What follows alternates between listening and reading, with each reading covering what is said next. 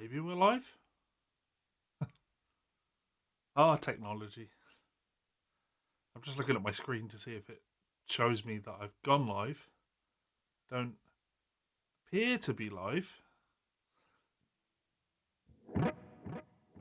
Oh, I got an email telling me I'm live. There we go, I'm definitely live. Hello everybody, Levi Clay here, back again for another Let's Learn live stream. This week we're going to be looking at some Greg Howe style chord progression stuff. You know, last week we did some modal harmony. We were talking about modal harmony a lot. And this week I posted a transcription on my YouTube channel of Greg Howe playing over Bird's Eye View. And I thought the chords in it were cool, and it got me thinking about some of the stuff that we were talking about last week. And I thought, well, why don't we talk about that this week? Why don't we look at those particular changes and look at the approach, or the approaches, I guess, that I would use for practicing playing over something like that. Michael Schultz, how's it going, buddy? I would say long time no speak, but it's not, is it? Because you send me memes. Hello, is that Mauro from Portugal? And hello, Alexa. Hello. So today we're going to be looking at the changes to Bird's Eye View. I've prepared a series of backing tracks for this, which are all downloadable. In fact, let me press this button. That one, maybe? No.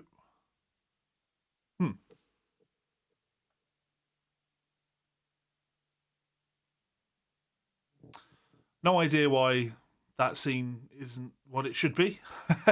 So if you check out the link in the description, not to my Patreon, I also posted it here in the chat, the bit.ly link, Let's Learn Live 7. There is a downloadable guitar profile, PDF file, and 10 backing tracks for you to practice these concepts over with. So, go and get those backing tracks, and I'm going to walk you through this, playing over this step by step. If you want to take your education one step further than that, well, my Patreon... Volume down. My Patreon is always a good option for that. You can get access to hundreds of transcriptions, ear training videos, weekly guided practice routines, private lessons. You can have private lessons with me, and so much more. So, a great way to support the channel, and you can do so for as little as $1. But like I say, go and get the free backing track. Why not? Backing tracks. I also sell the guitar profiles for my books over on my Patreon page. So if you want to grab guitar profiles for any of my books, that would be the place to do that. Speaking of books, my latest book, Guided Guitar Arpeggio Practice Routines, is available on Amazon now, so go and check out a copy of that. I'm really proud of that. Arpeggios are at the core of the way I teach, the way I think, the way I broke out of scale-based lines in my playing. So, arpeggios are wonderful, and that book is a good way to help you with that. So, anyway, let's jump on over to the guitar. We're playing the Howe today. And I'm in a better mood with it. I've got my trem bar on, so...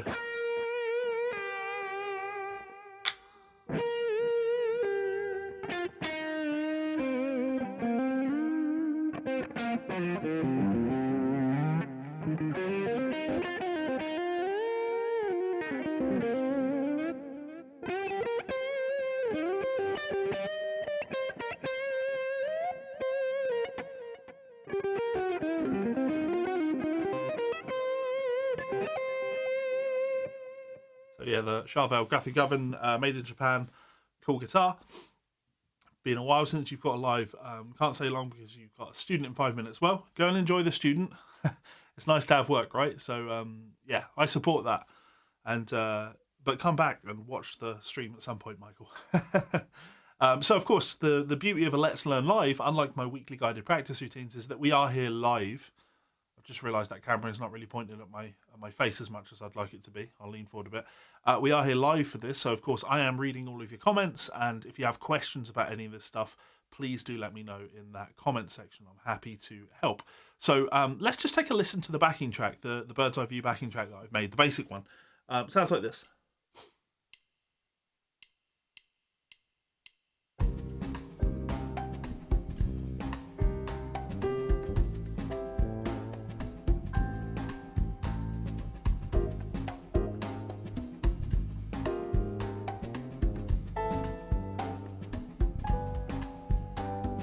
Again.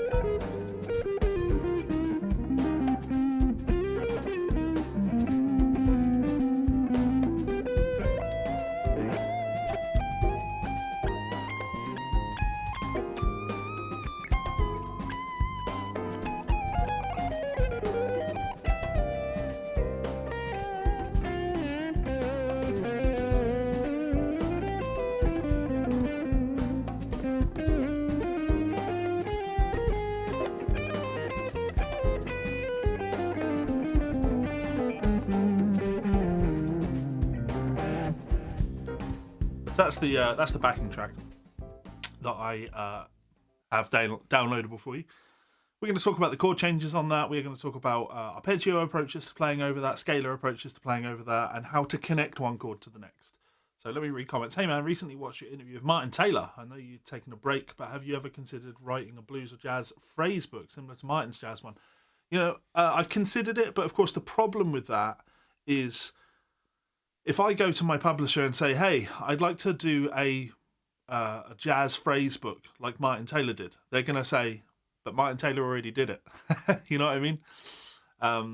Yeah, so Amazing Grass playing endlessly over dominant 7 chords, which is something I'm working on. I am thinking, well, yes, I'm not really having a break. I have started an entire new book project. I am thinking of doing stuff like that on my website when my website launches in the new year. Yeah, because I know what you mean. Like playing over dominant 7 chords is my jam. It's because it's country, it's gospel, it's soul, it's blues, and that's my home, right?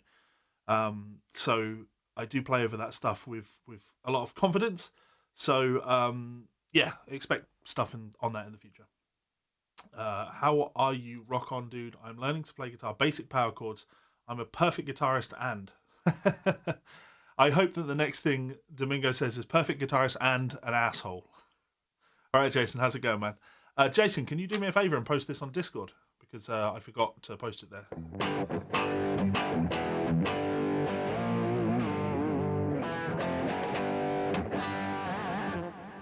Cool. So, yeah, let's take a look at the chord progression, because, of course, that's important. So, the chord progression to this, or at least in its most basic form, it's not distracting. The questions are important. That's what Let's Learn Live is for. So, the basic chords for this would be a C minor 7. Now, I've put little tensions on top of these chords. So I'm playing a C minor 7, but then we'll put the 11 on there.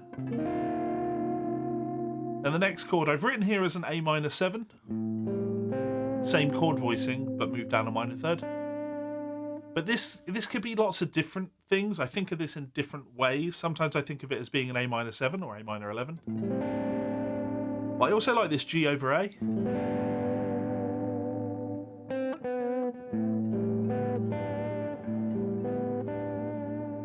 Or an A minor 9. Could be any of those, right? So we might go.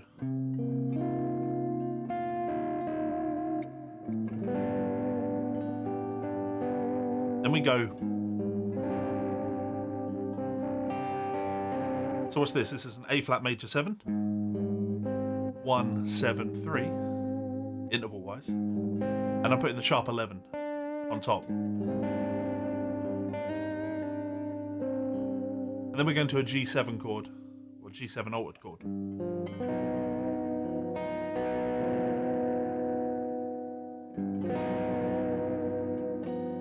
So C minor 7.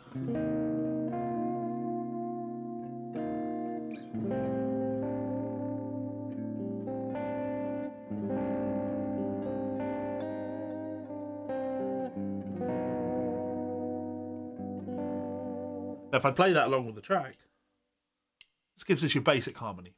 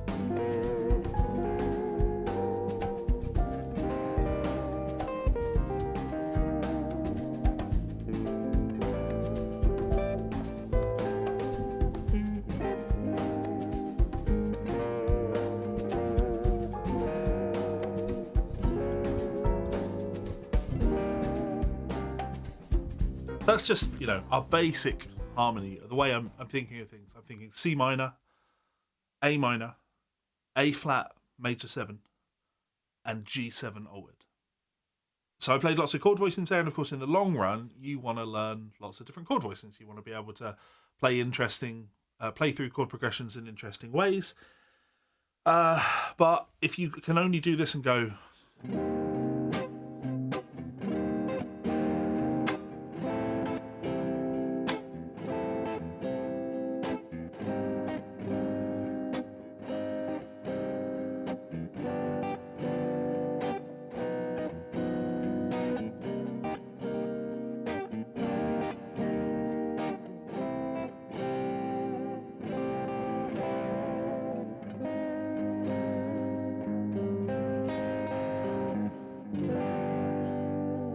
If that's the only way you can do it, that's totally fine. Totally fine.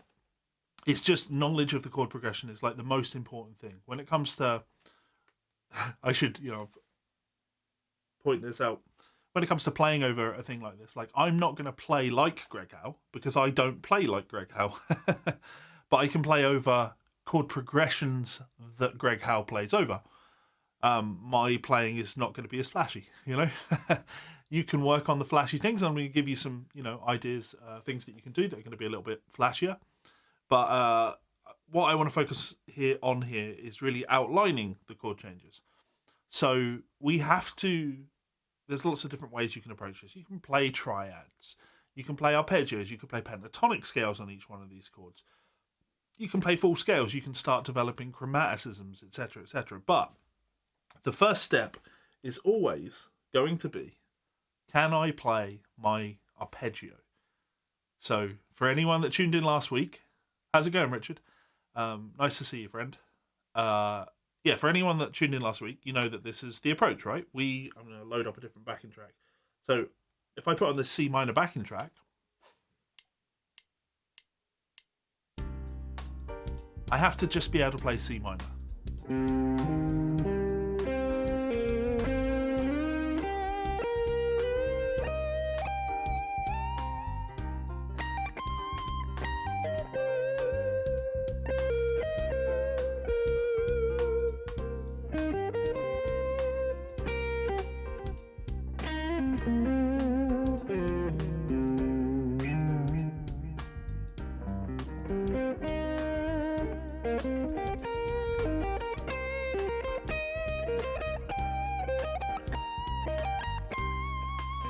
So of course, what I'm playing there is arpeggios all over the fretboard, but the way I've written them in the example is position based. So we have to just be comfortable in position first of all. So can we play a C minor 7 around our A shape?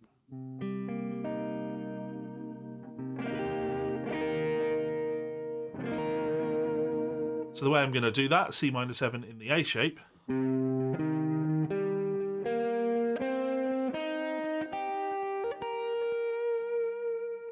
And of course, you can practice that in so many different ways. And, you know, in my book,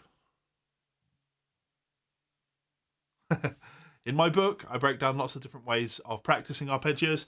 But just to give you a couple of basic ideas, a couple of simple ideas, let's go groups of 4. So we might go...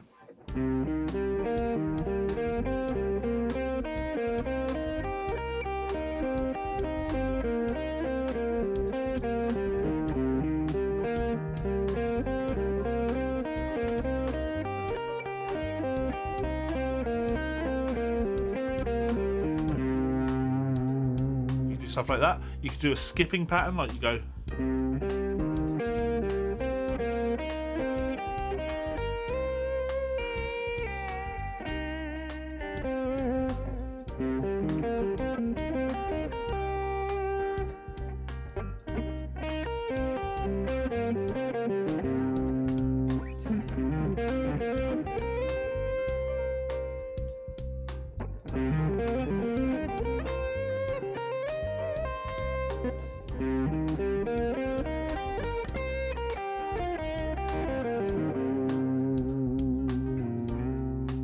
So I like the 4s. Again. 2, 3, 4.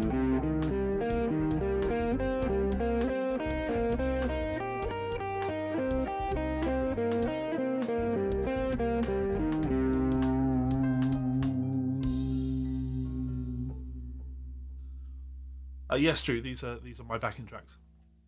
So yeah, we have to play that. We have to get comfortable with that before. Just received the money. I don't know who that was from. If somebody sent me a tip there, I appreciate it. Thank you very much. Nope, wrong button. Yeah. So that would be my A shape. Have to do the same in my E shape.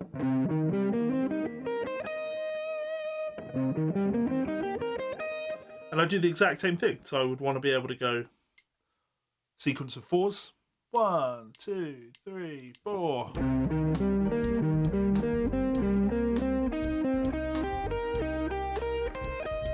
I skipped one out there again.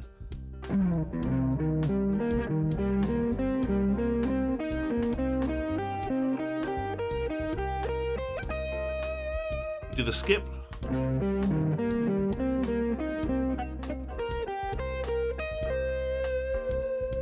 Again, the skip.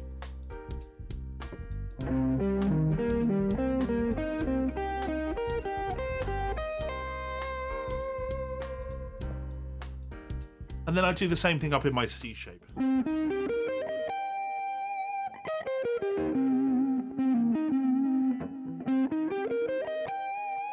My sequence of 4s.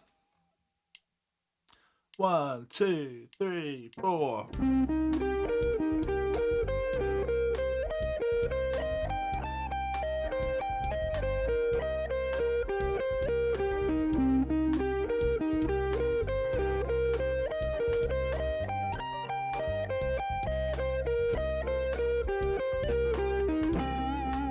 Do my skips.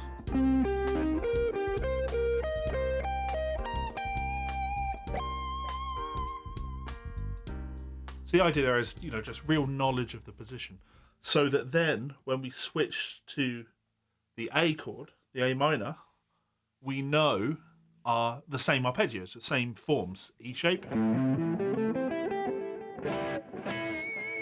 A shape, C shape, and A shape. So when I put on an A minor,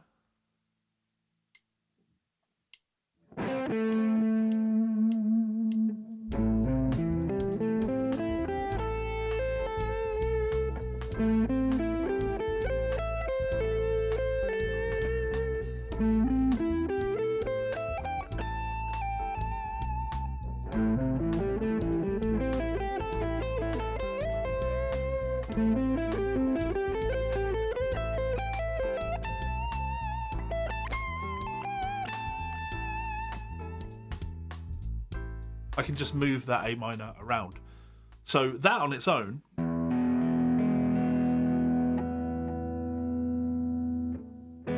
is not all that fun, or at least I don't think it is.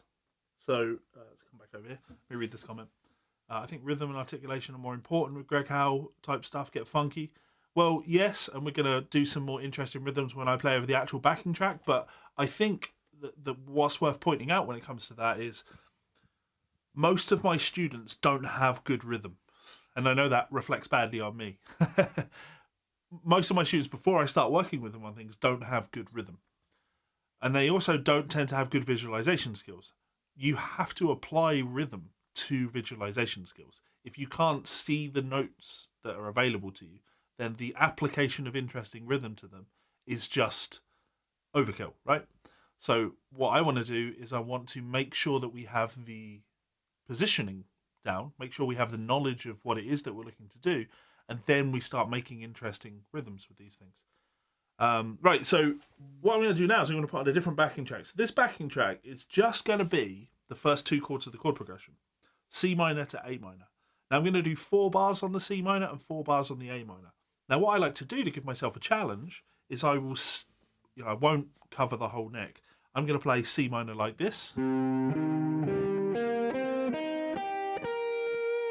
And when I move to the A, you always have to be aware of when it's happening, right? We're thinking in 4-bar phrases or 2-bar phrases.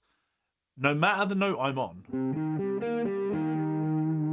So if I'm on this E flat, I can see my A minor, my arpeggio, and therefore I can see that if I was on E flat, I can move up a semitone to get me to the fifth of the A minor chord. Or if I'm on the E flat, I can move down to the C, which would be the third of A minor. Now, no matter where I am on that C minor arpeggio, if I'm on the C, I either move down to the A or up to the E. Just limit yourself to that. Moving up to the nearest note or down to the nearest note. So, or if we went, or it's about being able to see that change, right? So if we listen to the track,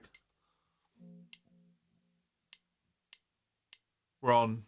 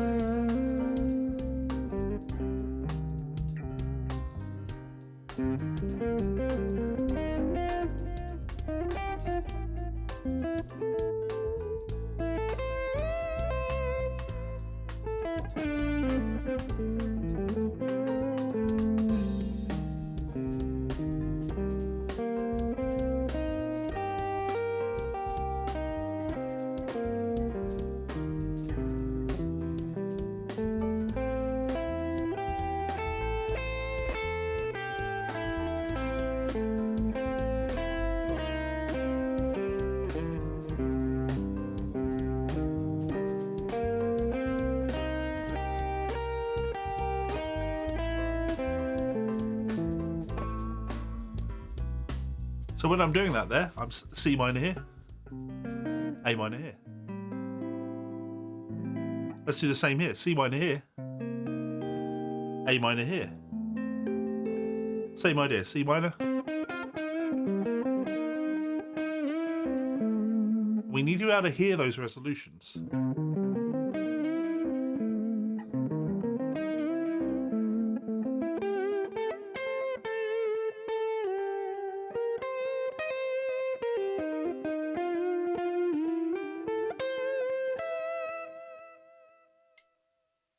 So C minor.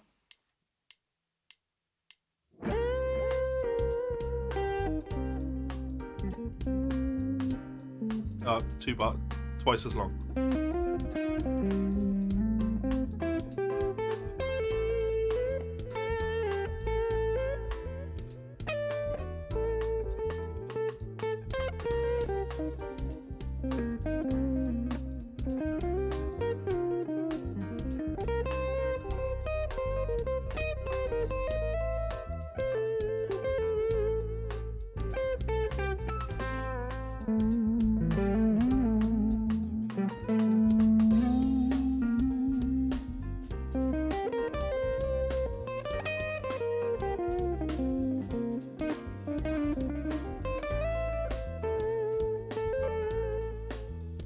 So if we can't see those changes, visualizing one arpeggio to the next, you're never going to be able to fluently play over the whole chord progression. We have to limit ourselves to just a smaller part here.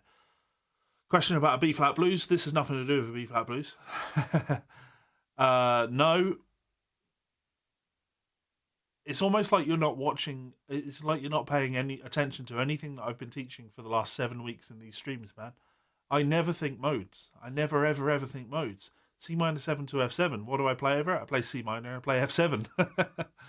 I never think modes. So it's just not the way I do that.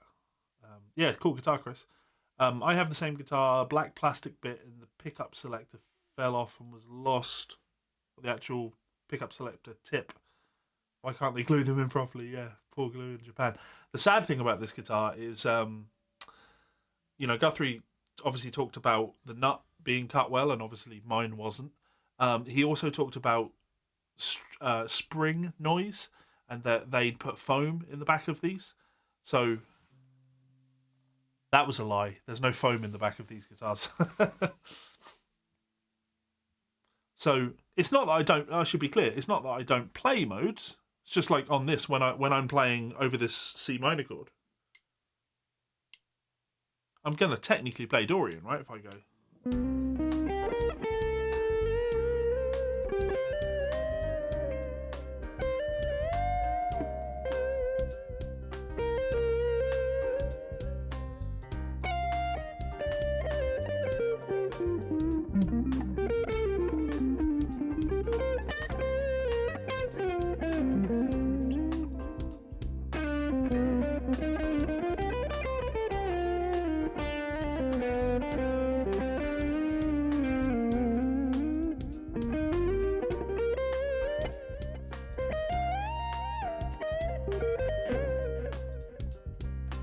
So I'm playing modes technically, but I'm not thinking modes. I'm thinking C minor. I play minor 7 vocabulary, and that is going to mean that sometimes I'll play the natural 9, or I'll go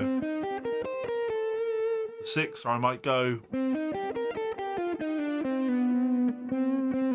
that melodic minor note, the major 7.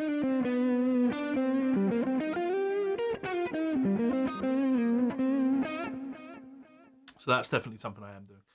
Anyway, so hopefully you're starting to see how I'm going to go about practicing a chord progression like this. I'm going to spend a lot of time just going on the first 2 chord changes, getting really, really comfortable, because I want to be able to do that freely.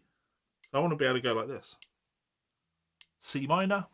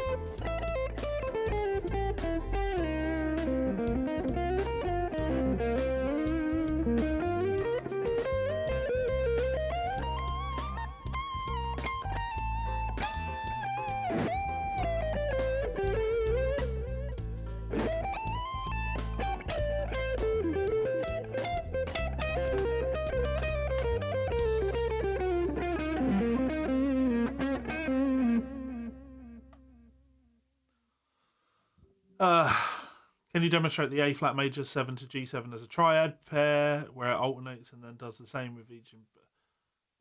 We'll get there. We'll get there. We've not even done the A flat major 7 yet, so not yet, but we'll get there.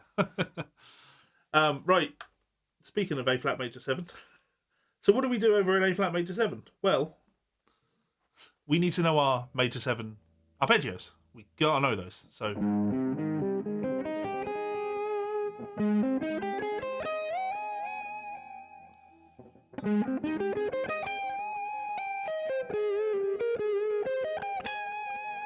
So when I put on an A flat major 7 backing, I can play positionally.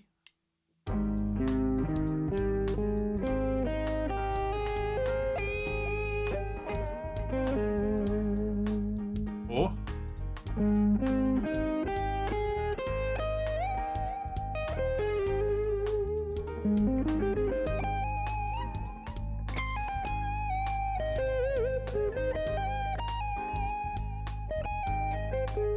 and all of those patterns, the 4s,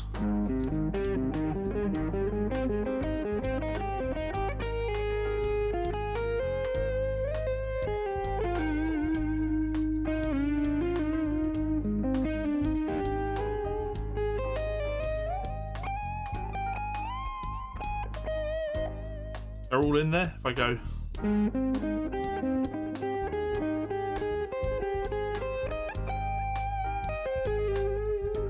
That knowledge is there. We have to have that stuff just cold, so we don't think about that stuff. The arpeggio, yeah, really, really important. So, you know where I'm going to go with this. When I can play that, I'm then going to literally just do this backing track. So this is A minor.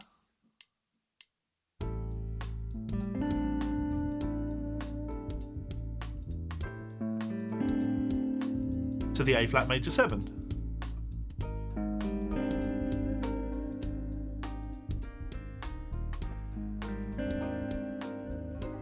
Same idea, need to be able to play A minor.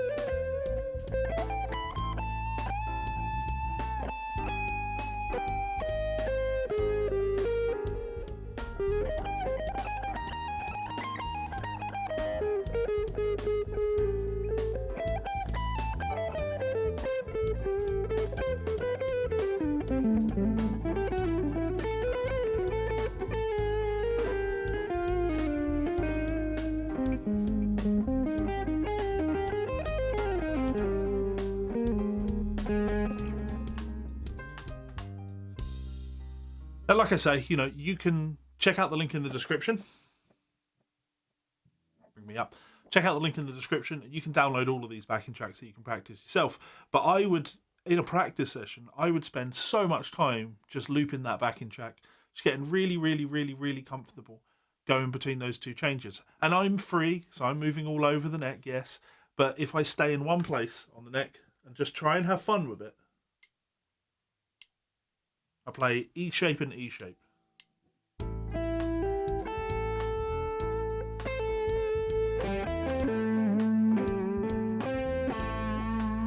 A flat major.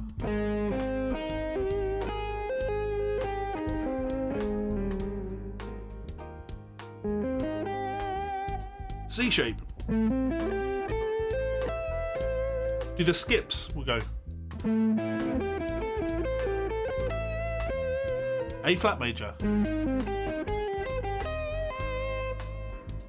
Fours.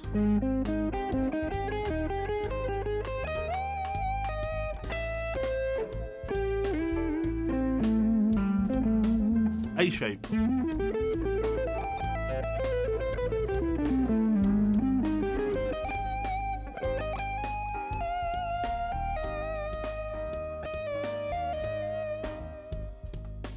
Of course, I'm adding some modal colours around that because my ear tells me to.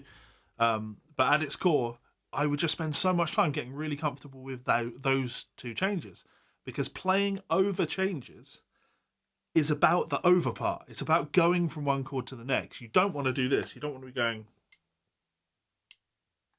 1, 2, 3, 4.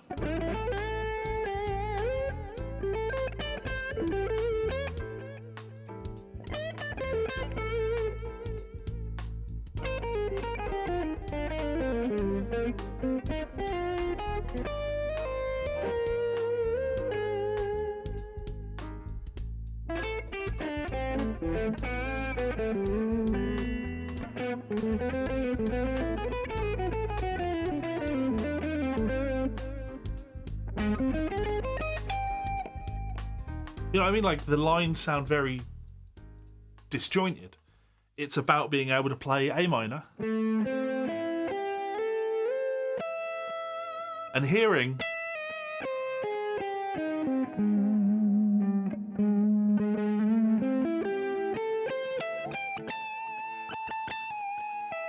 what am I doing?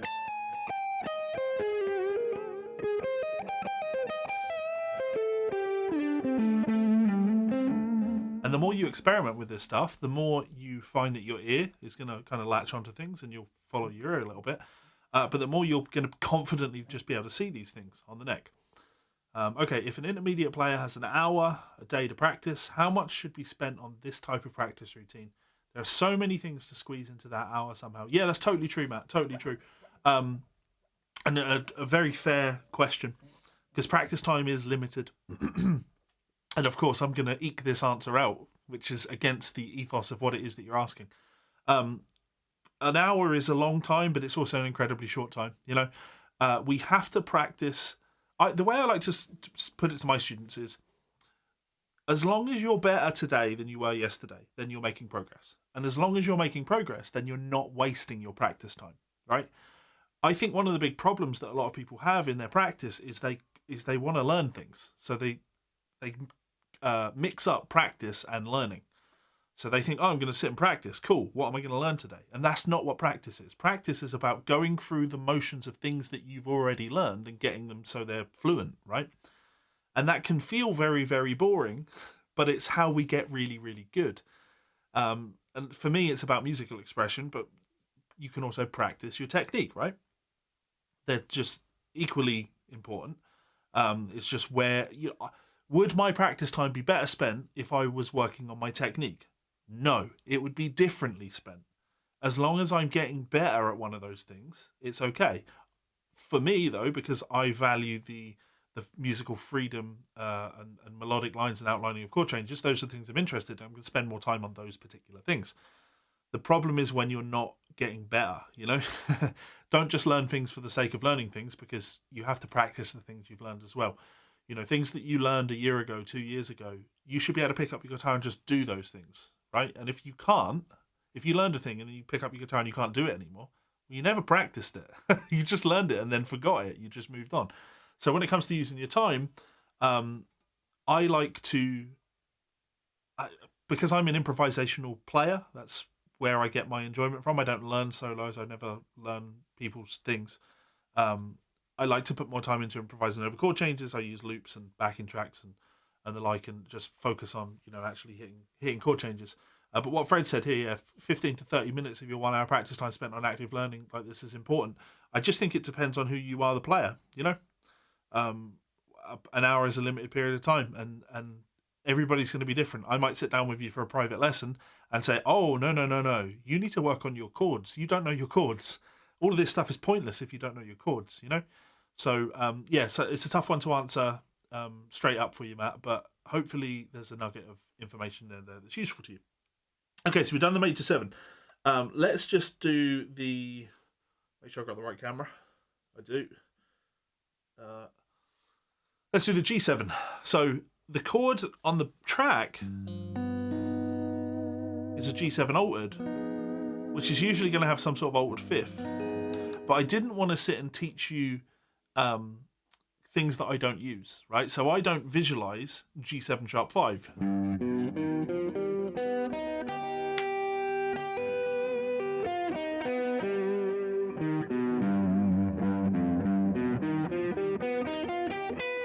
I can, piece it together for you, but that's, to me, is an alteration on the parental form, which is...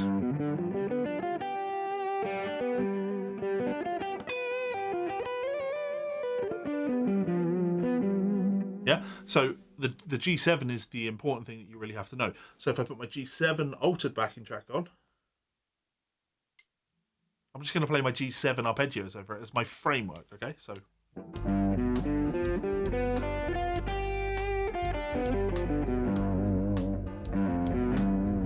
C shape.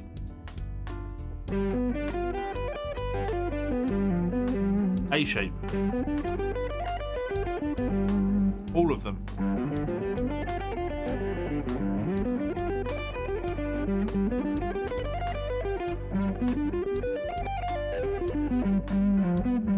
Now, of course,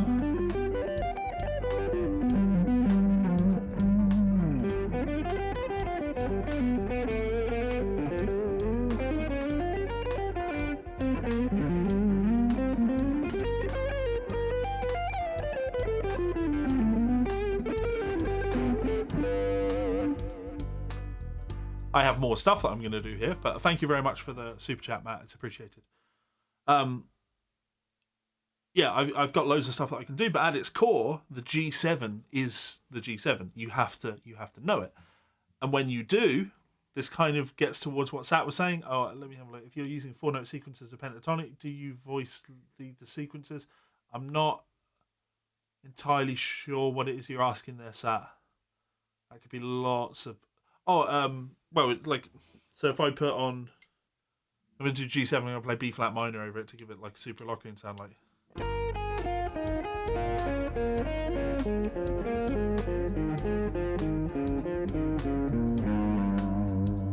Let's go.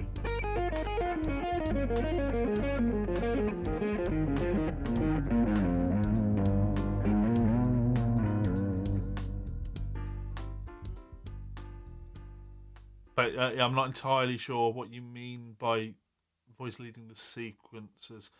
Or are you talking about like playing over the actual changes, maybe? Which I guess we can do. So let's do the A flat major 7 to the G7. So here's our chords: A flat major 7.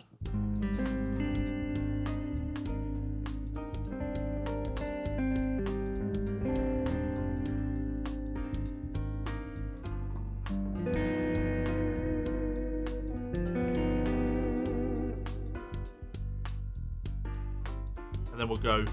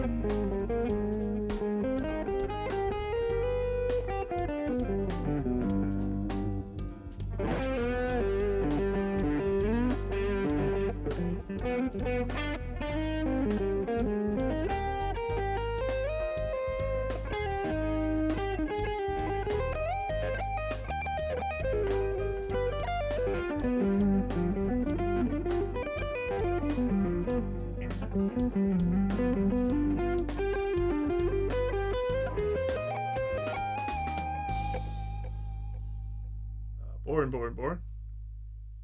And it really is just endless practice on just those two changes. And I'm telling a lie now, right? So I was going to say I'm just playing arpeggio there. But I get bored because I know more. So when I go, I don't want to go, I'm going to go, I guess you call it like an appoggiatura.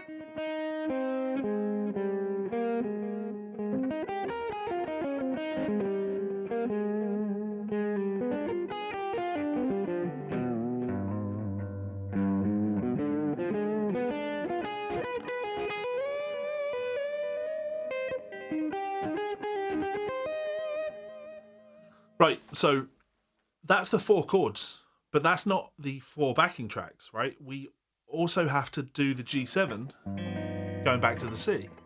That's just as important. In fact, that's the most important part because you've got to be able to hit that G7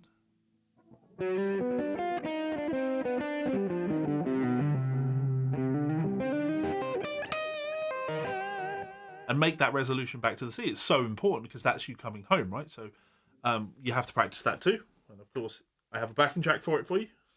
Sounds like this. 1, 2, 3, 4.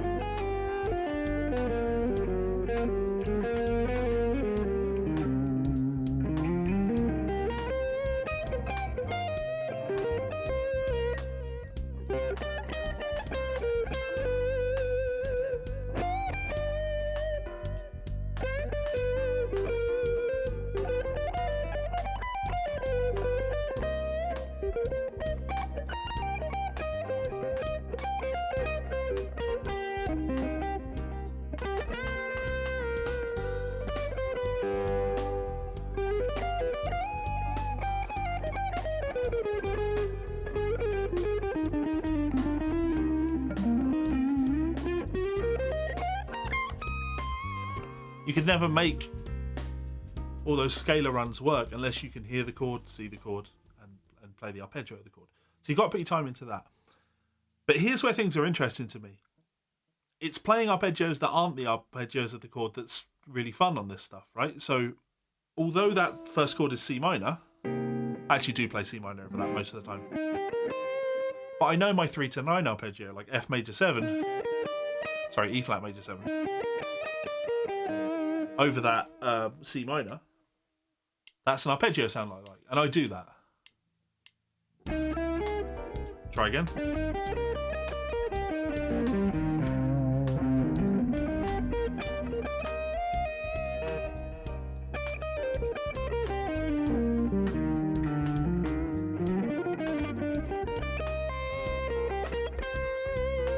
Now, Greg loves doing stuff like that. Greg will play arpeggio substitutions all the time over his stuff. So over a C minor 7, you can play E flat major 7. But for me, when it comes to the A minor, I have no choice. I have to play a C major 7 over this. I actually hear it as a C major 7 chord. If I go back to the original backing track, I hear this as being a C minor.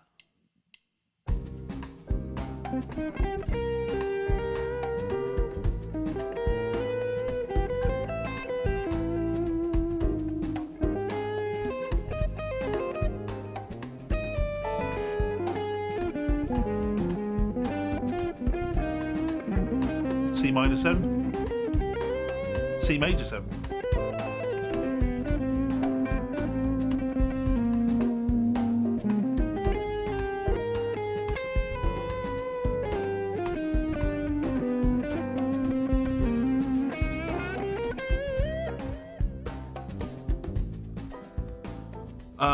No Sat 12. I would say that the dominant pentatonic would be rough as fuck on the G7 because it's a G7 altered. So we want those altered sounds on there, and just playing a straight like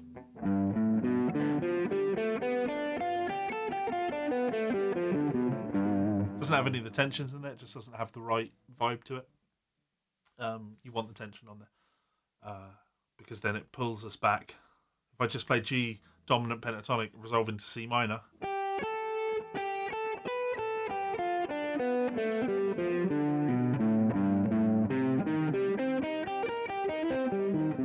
it's not enough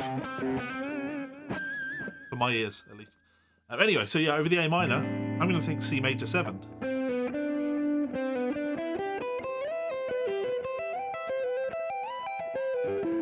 And when you play lines like that, you know, Greg is great at stuff like that. You're going like...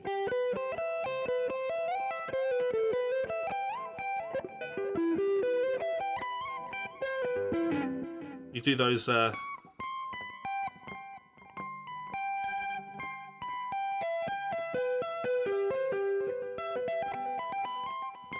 long time since I've done that.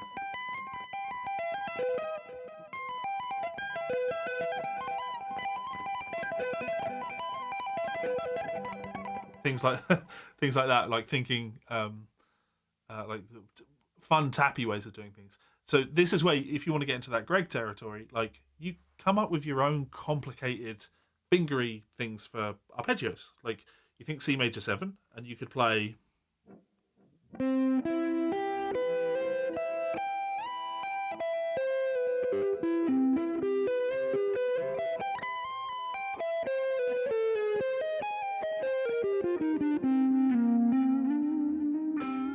That was me going from the C major, A minor 7 to the A flat Lydian, and it's a nice, different, infinite ways of doing it. That's the fun, right?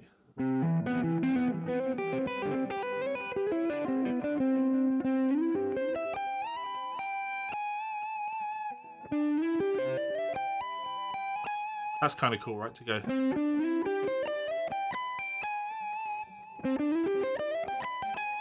And if I did that on the track, I'll force that lick in. So.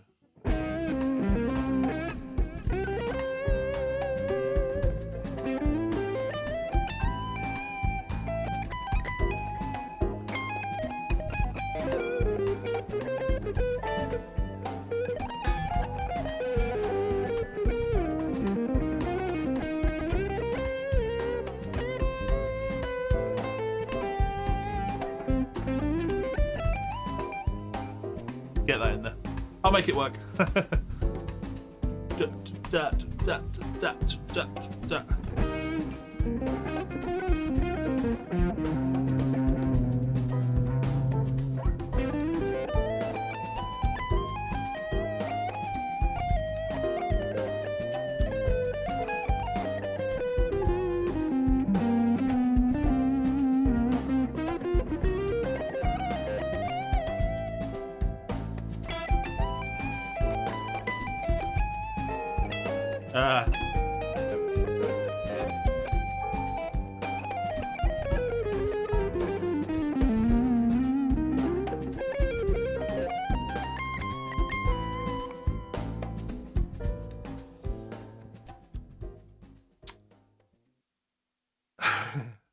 So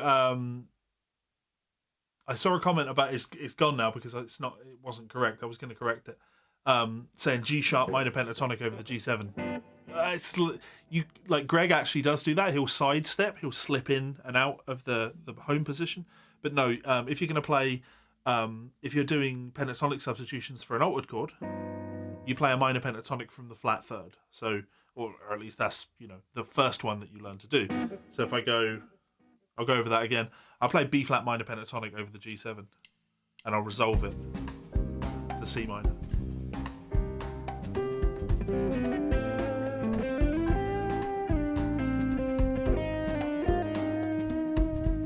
We go like.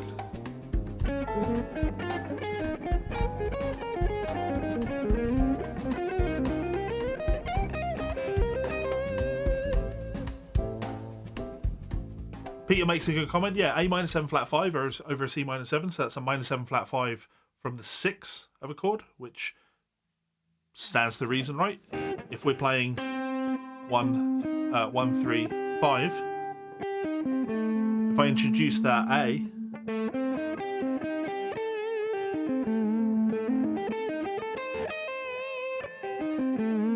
it's a great way to give you 6, 1, 3, 5, which gives you the major 6 on that chord. So great, yeah, great option. We have infinite option, well, near infinite options. I do less pentatonic substitutions now. I think less in terms of pentatonics. I used to do a lot of it when I was younger, but it's not that I think I have a superior way of doing things.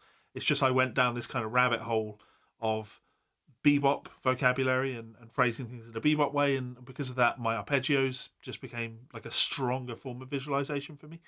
Pentatonic I fall into for blues, but yeah, very rarely do I find myself doing the cliche pentatonic changes, because you could over each one of these, like over A minor, C minor, you could play like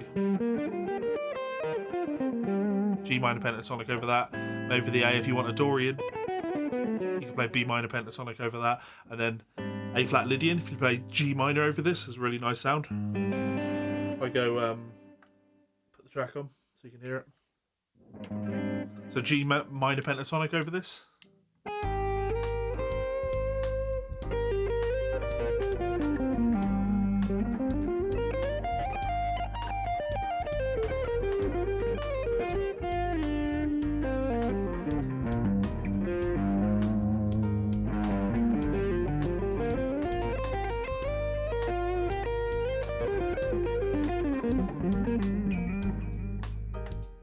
You have to kind of phrase with it, right? So anyway, minor 7 arpeggio from the third of the major chord. Yeah, we talked about that.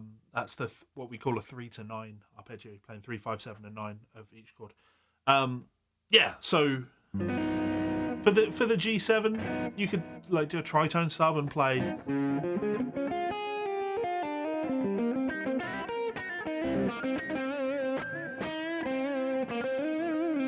You have all these options, but what I wanted to do for the second part of the lesson was to move between the arpeggio and then turn that into the scale.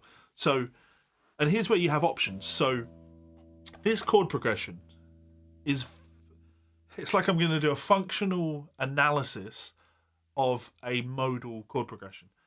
The fact is there's a G7 altered chord, which implies 5, which takes us to 1, C minor. So there's a 5-1 at the end, right?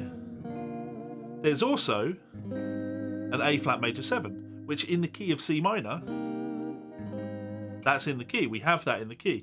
So it feels like the correct pool of notes to play over this C minor chord is to treat it like it's C minor and just play C Aeolian over it. And you can do that, and sometimes I do that. If you just listen to the first chord here. We could go...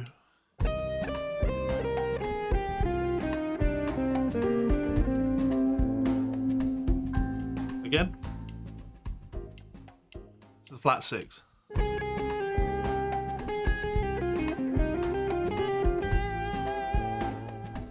So you totally can do that. You can play Aeolian over it, but it's more fusion to play Dorian over minor 7 chords. So that gives us this.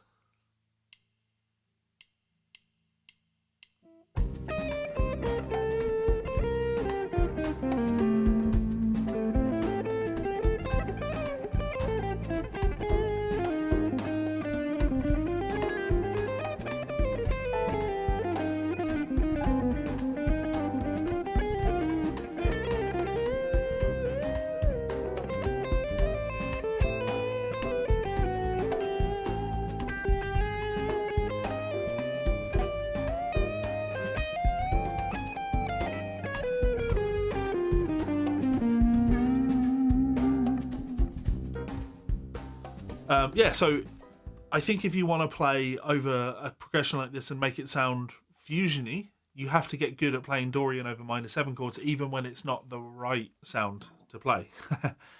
So if I go to the example that I've written out, with this one, there's my Dorian scale.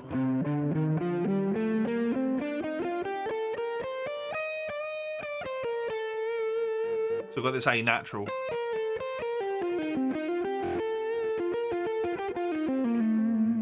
And as pointed out by, who was it? It was Peter. As pointed out by Peter, we could play like those minor 7 flat 5s from that note.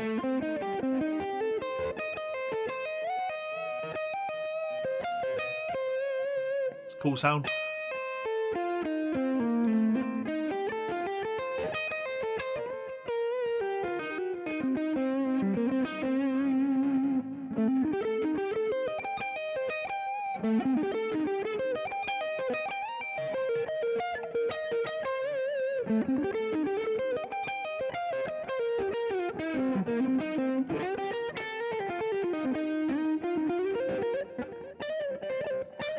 Ah.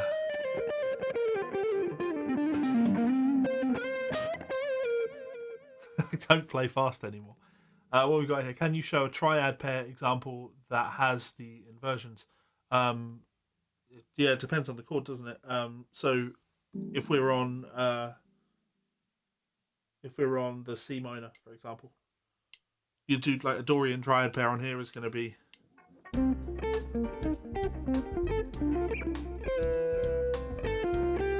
So we're playing Fs and E flats.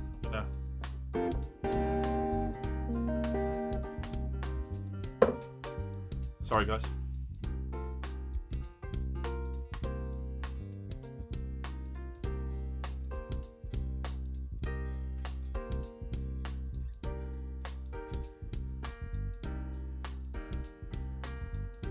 So Fs and E flats, we're going to go.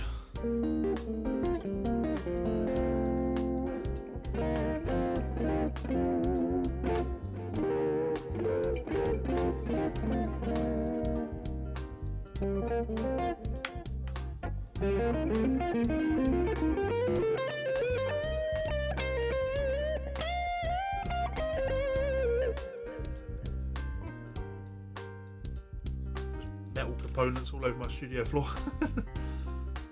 Yeah, so you can do that, and that's me playing in position. But if you work on those and go.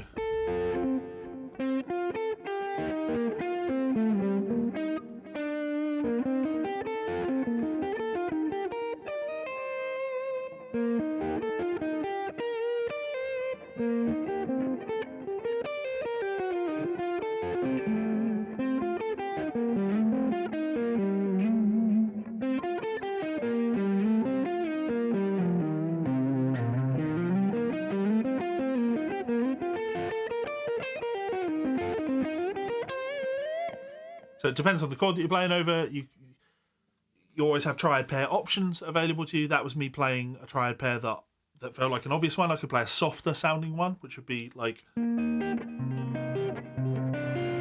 so combining the bridge in that string, combining E flats and B flats.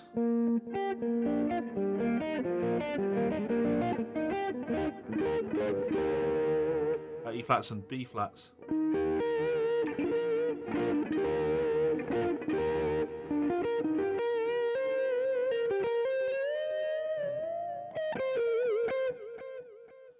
not going for a backing track. Anyway, so yeah, you have to get comfortable with Dorian even where it doesn't belong. So I'm going to sit on this, give some Dorian vocabulary.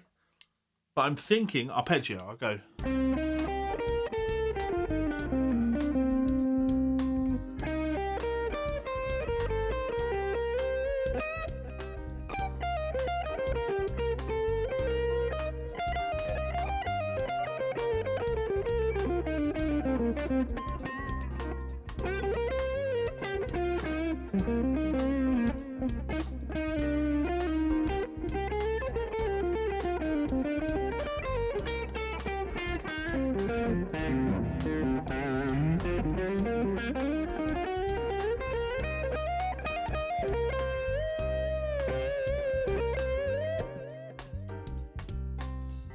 That's fun. Let's do that again. And when I do this, I want to look up.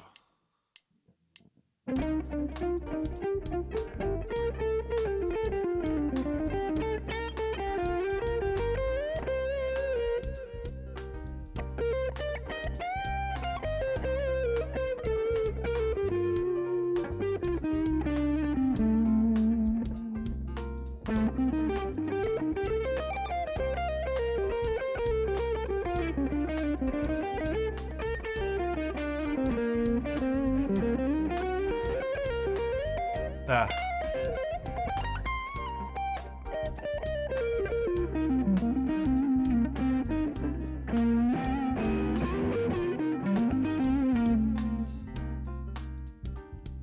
And then, of course, when the chord switches to A minor, it's still Dorian.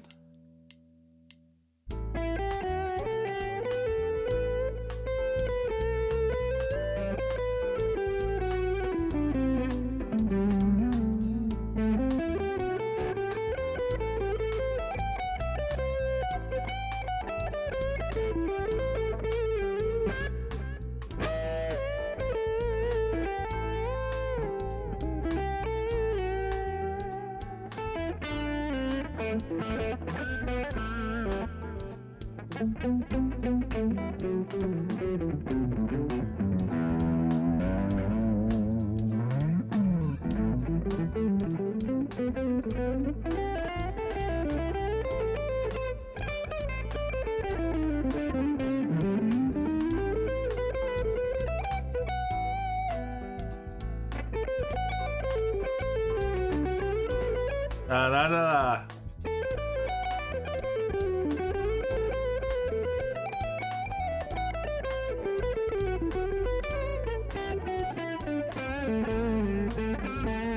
So I just, I jam on this for a long time. And I've got a lot of vocabulary. So it's, I can move around a lot. But when you're practicing this, stay in one place. So on my Patreon this week, let's do this. Over on my Patreon this week, for the weekly guided practice routine, we did some fourth intervals. It was C major, fourth intervals, working on picking technique and rolling technique. And, I'm just plugging, if you want to go and check out the weekly guided practice routines, where I write a routine, I teach you what we have to play, why we're playing it, and then we practice it together in a not live video, in a, more edited and carefully planned out video. We were doing fourths. And I would take a thing like that over a track like this. Ooh. So here's my A minor. And I just have to ask myself, how well can I go?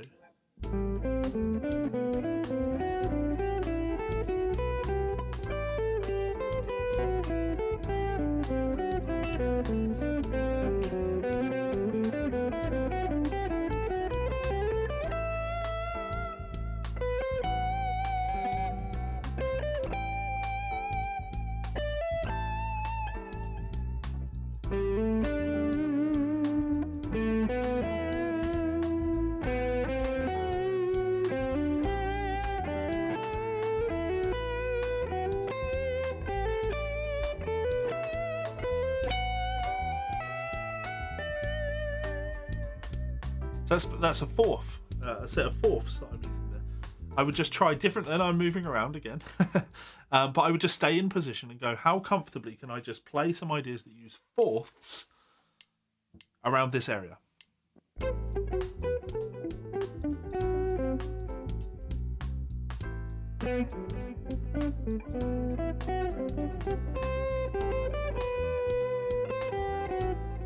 Don't like that?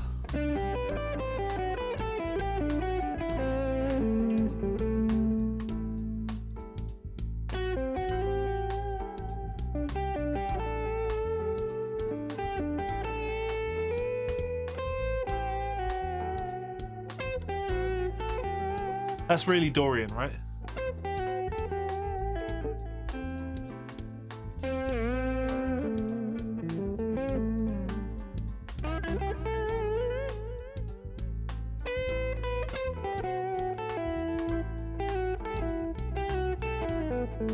Let's go.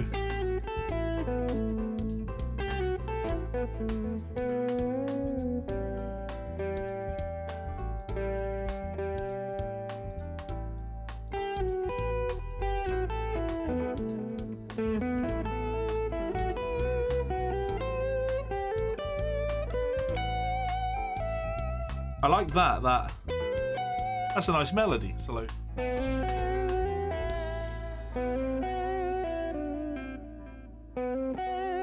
So I'll get comfortable on that. Let's do it again. 1, 2, 3.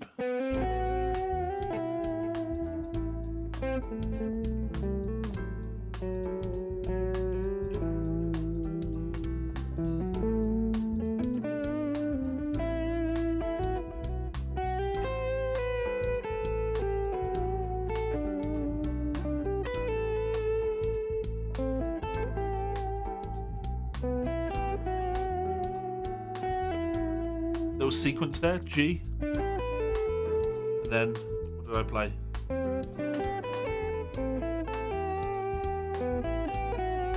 Yeah, so G major triad, an A minor, an E minor,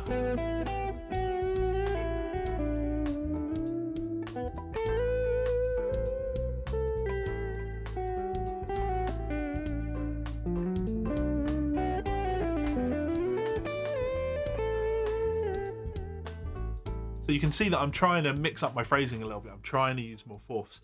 And that, again, good example of practices. So now, chord 1 to chord 2. C Dorian, A Dorian.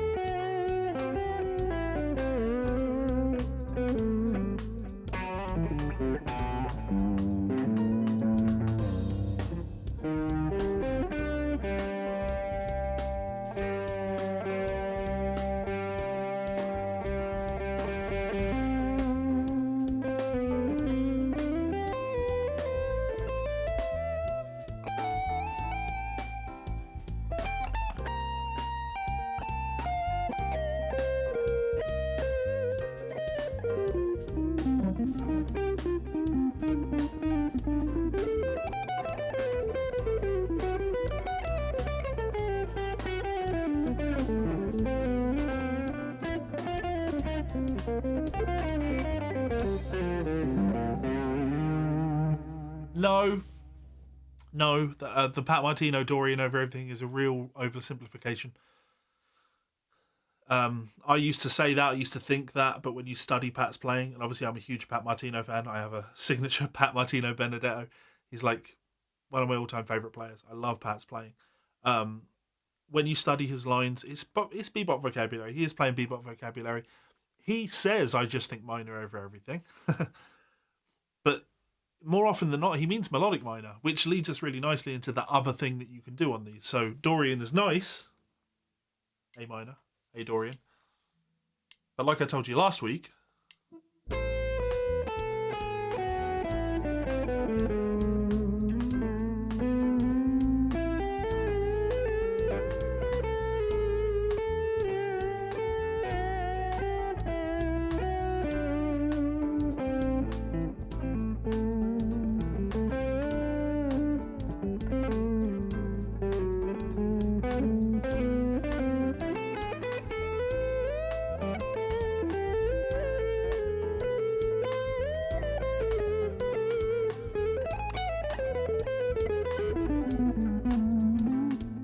you hear that major 7? So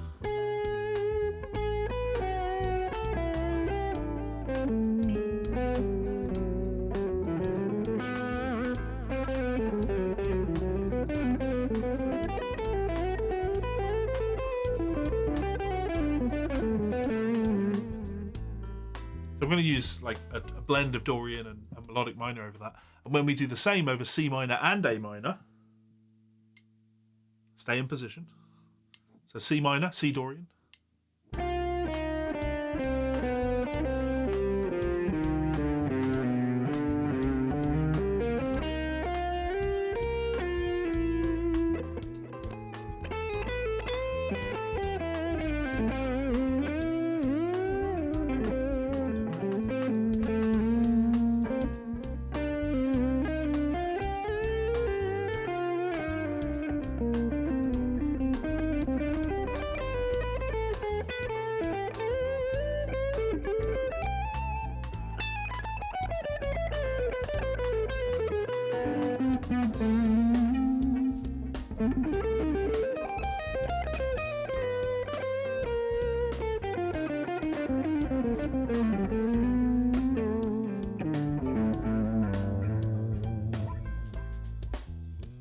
You can use, the blend of those two things over there.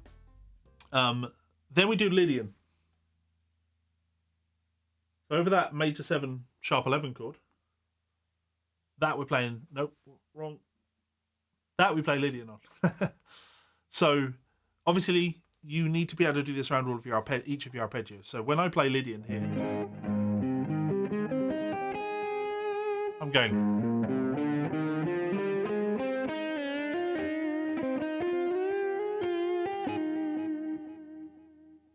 I'm not going to repeat myself, Sat. You'll have to rewind it because I talked about that extensively. And I played both C minor and Dorian over there.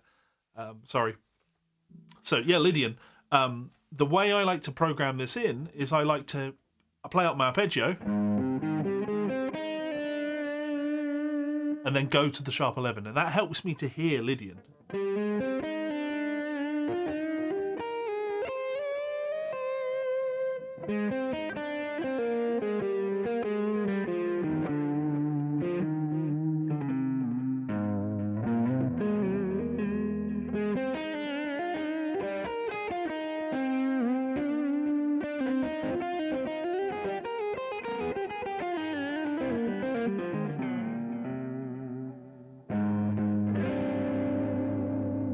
So when I start combining that over this, get that strong Lydian part sound. That's no problem.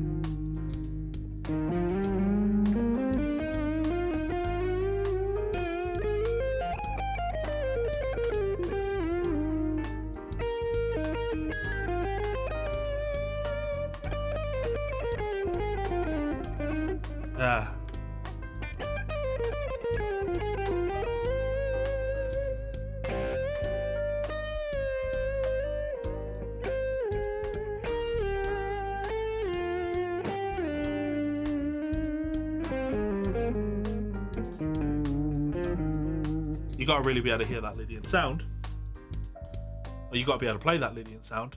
But and here's the not the kicker, but I don't want to, when I'm playing over a backing track like this, just be able to play Lydian. It's not interesting, right? I want to spend my time going between A minor and A flat major 7.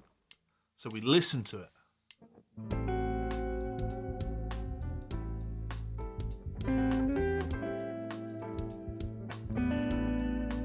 Going to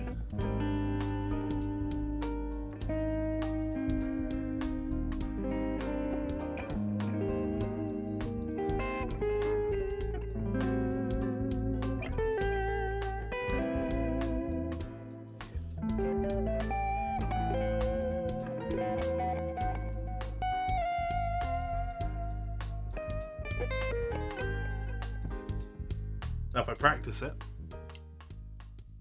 A minor,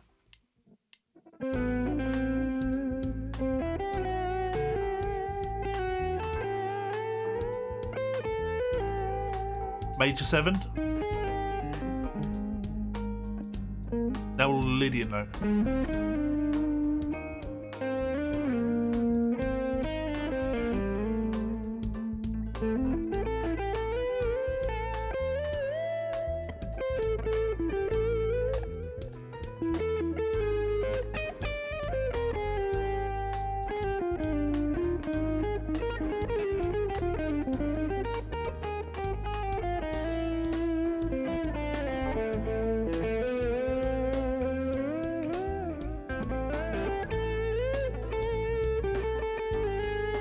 It's my root.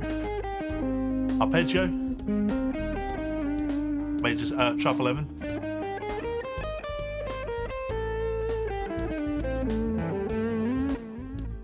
And for me, like, that's where the value is on a practice in something like this. How well can I go between the second and the third chord in the chord progression? Just focus on that. Just spend your time getting really good second, third chord, second, third chord. And this is why, you know, link in the description. You can download every backing track I'm using here. You can download those for free. Just pop your email address in and I'll get them sent over to you. Yeah, so I like that. That's cool. Obviously, I'm playing too much, so try and scale it back.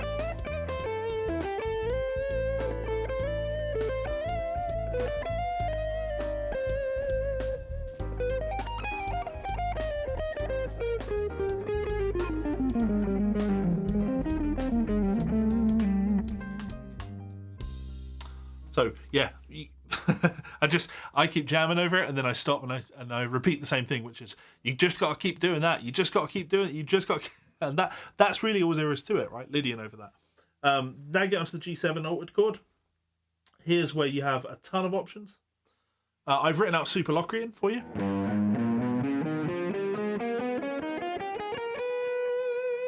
Which of course is A flat melodic minor. If you know your melodic minors. A flat Dorian, but for raised 7. If you know that, then you're going to be in a much better position to go between G7 and C minor like this. I'll play the scale nice and slow for you.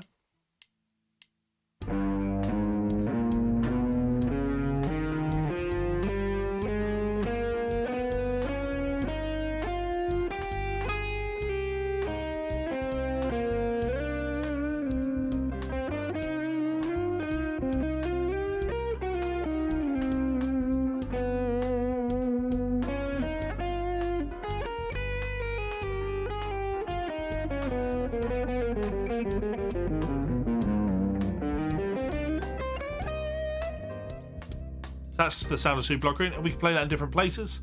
So maybe I do it here.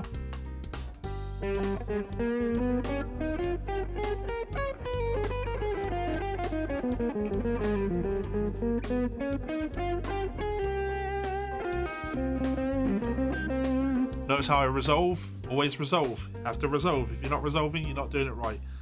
Here.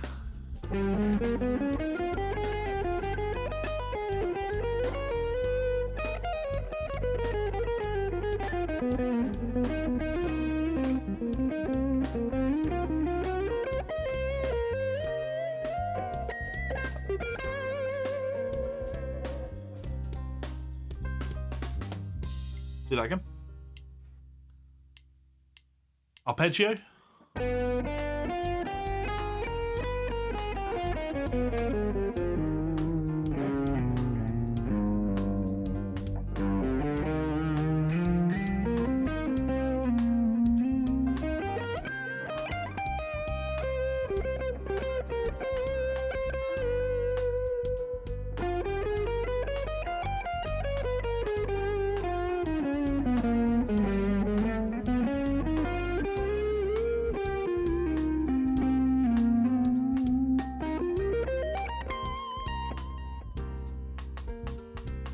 So that's Super Locrian, but of course there are options for an alto chord like this. You could play Phrygian dominant, which is this.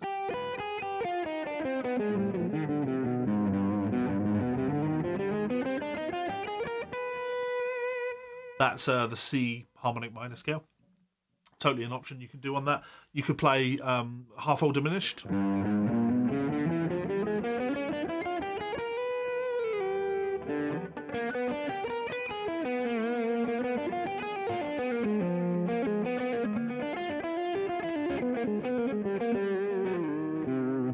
Idea. You could play whole tone. Why can't I play that line?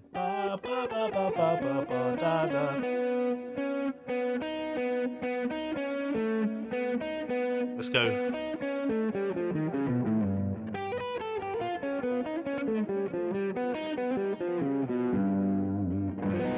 can do that too. But Super Locrian it always feels like the smart place to start. Though I do play Phrygian dominant on this as well because of that 3 to 9 arpeggio, which is 3 5 7 flat 9.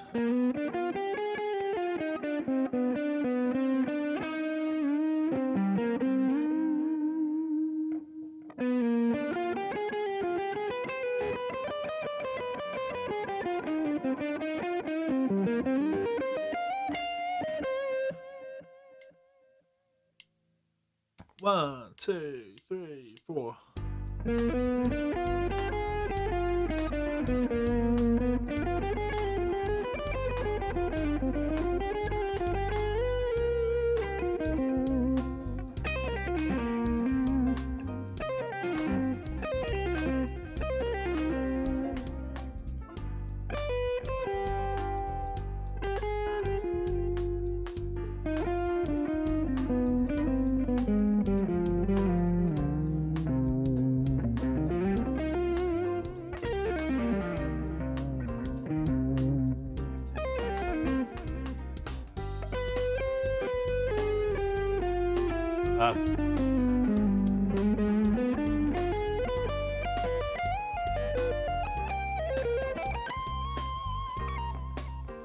That's me using some diminished arpeggios, which they exist within that Phrygian dominant scale. Playing diminished off the 3rd, diminished off the 5th, diminished off the 7, diminished off the flat 9.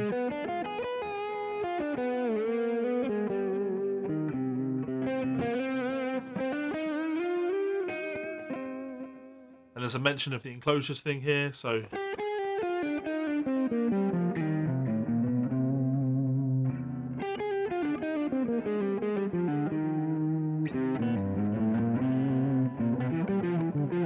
playing G.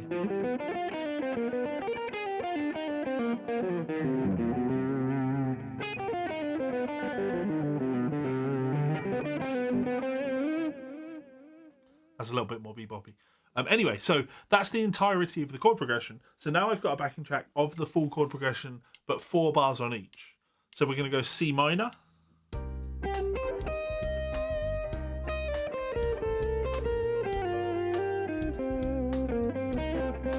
A Dorian,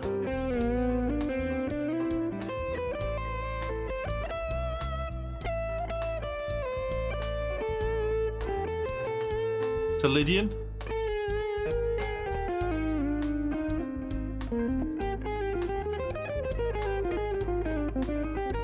Super Locrine,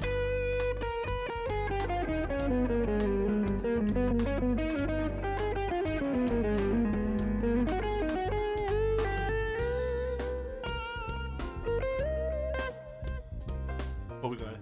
Super Locrine is not a scale an intermediate guitarist would know would work. Yeah, well, okay, here's your lesson. It works.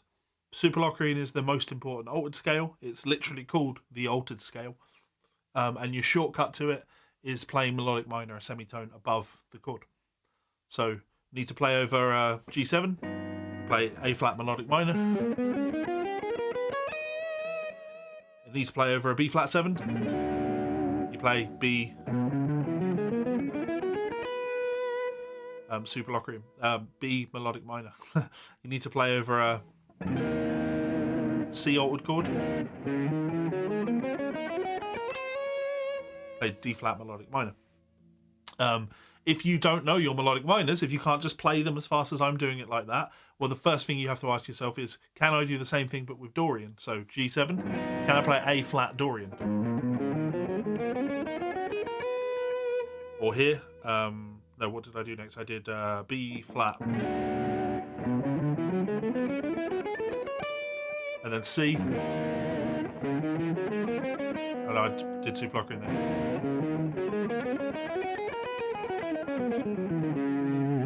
That's just Dorian, and then you start changing the 7s.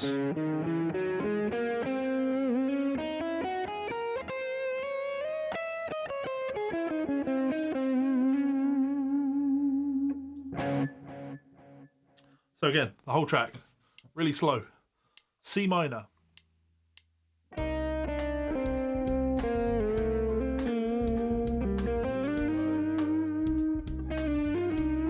A Dorian.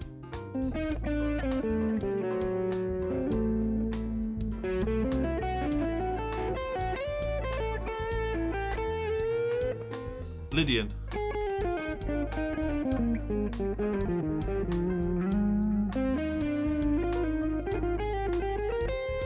Super Locrine.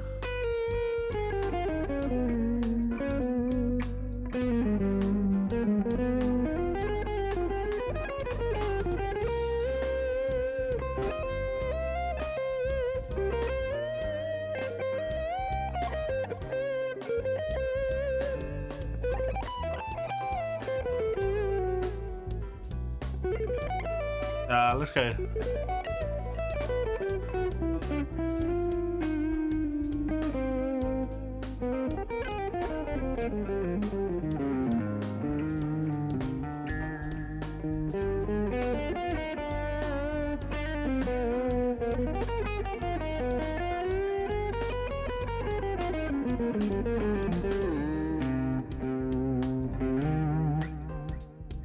Oh, that backing track goes all the way around again. So again, I'm playing too much. So try and stay in one place at the neck. C minor, C Dorian.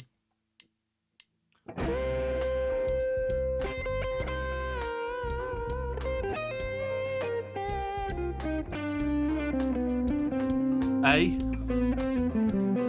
Dorian.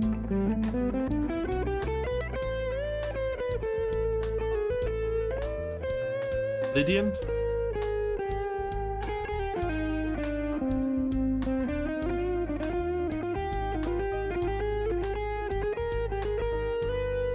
Let's do... No, let's do...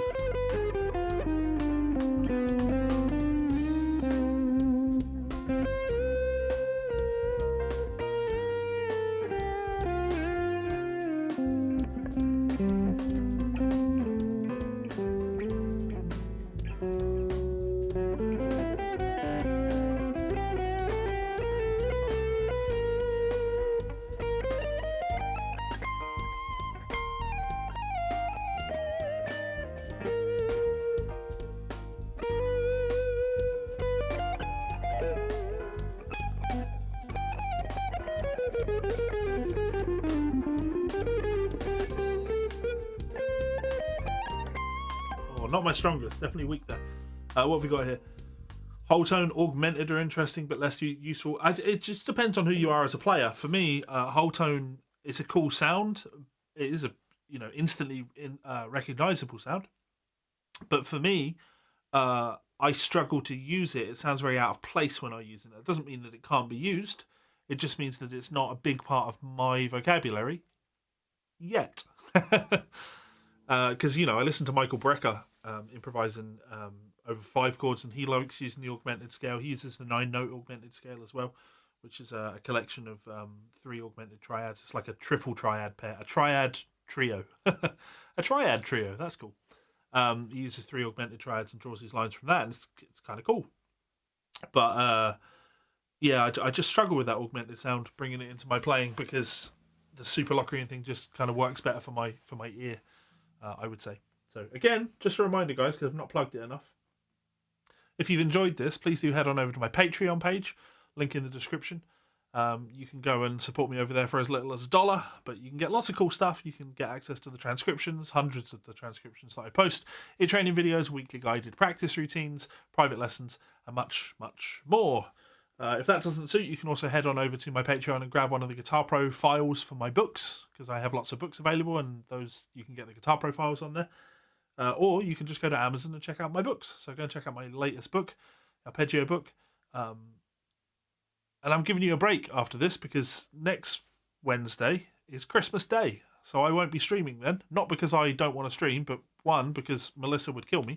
And 2, because I have a feeling that you guys will have more important things to be doing. Anyway, so let's finish this up. Let's put the original backing track on. So this is the original backing track. A little bit faster.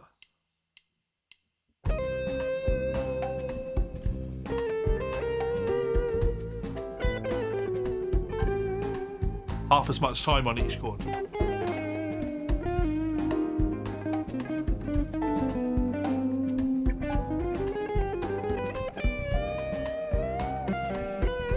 Oops.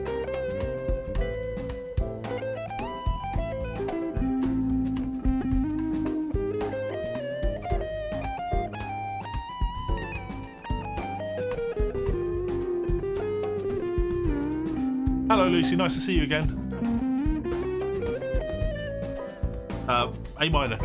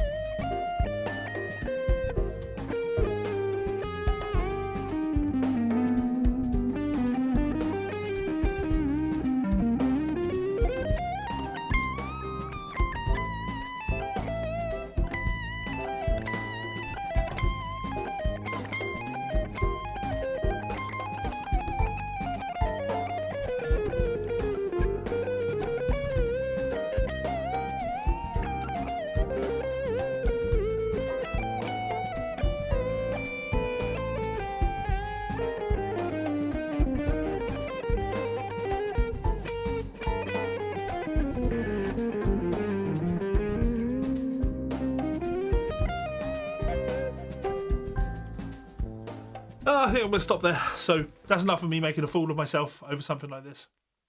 Because, you know, to emphasise, this isn't how I play. I don't play guitars like this. I don't play with distortion. I don't do the bends and the tappy and the sweepy things anymore. It's like, it's who I used to be. It's not who I am anymore. Having said that, the key principles of all of this, the key principles of outlining a chord change, focusing on, you know, what the chord is, what the important notes on that chord are, is really, really good. And then if you want to put yourself in a position where you just can play scalar stuff over this, right? If I go like...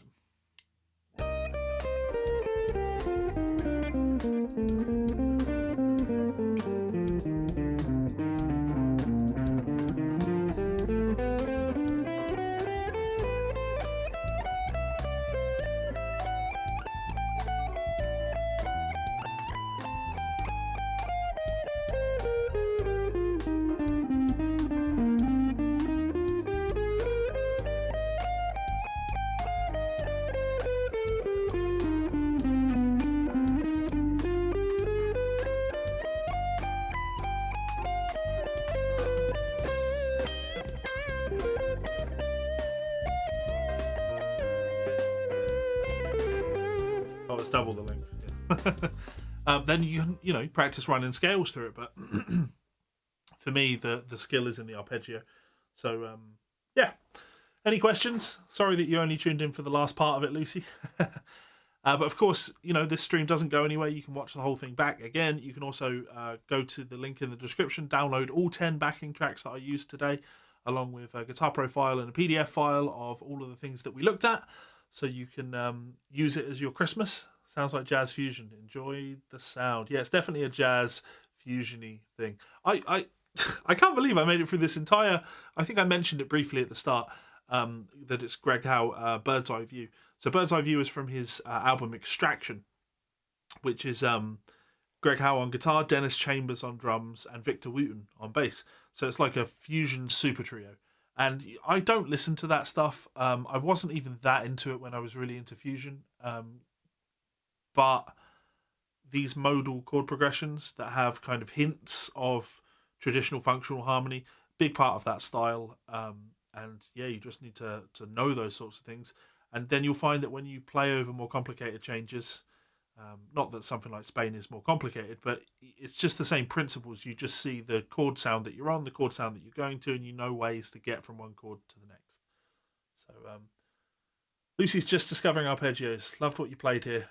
Grab the zip file already. You're very welcome, Lucy. And Sat. Does this backing track mean that you would never play the start? Does this backing track mean to you that you would never play the style you play now over it? I would never play. Yes. Yes. I would be more comfortable picking up my Benedetto or my Howard Roberts fusion. Ironically named guitar, because I would play more straight ahead with clean tone and bebop style lines over something like this. But I thought that it would be fun to tackle it with a super strat, more in line with the way someone like Greg is going to play over this. Now, I say someone like Greg, I'm obviously not playing like Greg. I don't have the chops to play like Greg. But the approach is more modal in nature. And yeah, hopefully that makes some sense. Lucy, get to work on arpeggios. Arpeggios are going to be the thing that set you free. They really will. Anyway, thank you so much for tuning in, guys. You've been awesome. I've been Levi, just asking people to go and subscribe to my Patreon page, because that's, how I keep the lights on. Yeah, I need to sit here for a second to have the stream catch up. But thank you so much for tuning in. It really does mean a lot. I will not be back next week because it's Christmas, and I'll also not be back the week after that because that's New Year's Day. Maybe I'll do a stream on New Year's Day. I just know that I'm gigging on New Year's Eve. Is it New Year's Day? New Year's Eve? I don't know. I'm gigging New Year's Eve whenever that is. It's a week after Christmas or a week. I don't know. I'll be gigging. So,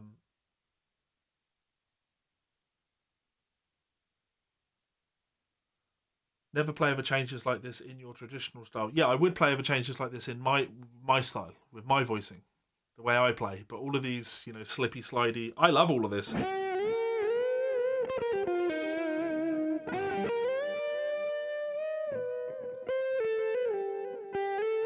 All those slippy, slidey, bendy things that I know all of that stuff because you can hear me doing it. I don't really play like that anymore. It's not like a comfort zone. I don't play with.